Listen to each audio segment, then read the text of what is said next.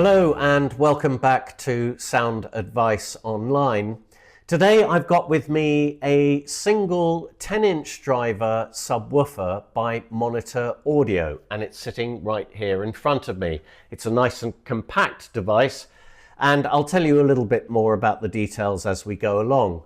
But Monitor Audio is well known for its high quality residential and professional loudspeakers, and was formed in 1972 in Cambridge before moving to Essex.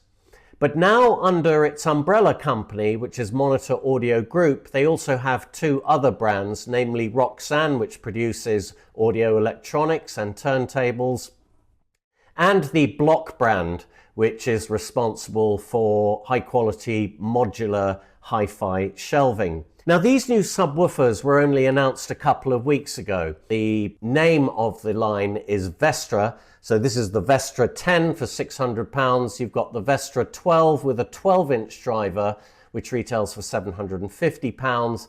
And then they've got the very large VESTRA 15, a 15-inch driver subwoofer, which retails for £900.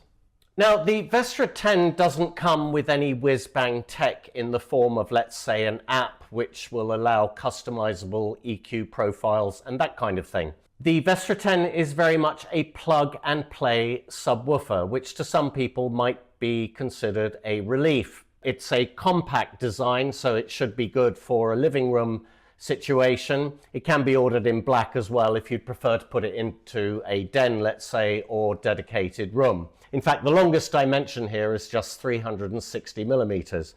And behind this cloth grille, very nice cloth grille, which is removable, you've got the C-cam driver into which Monitor Audio says they have put many years of research.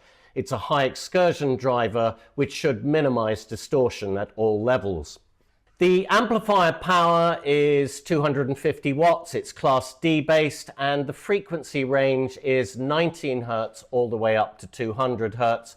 And there is also a 32 to 200 Hz variable low pass filter crossover dial, which is situated on the back of the unit.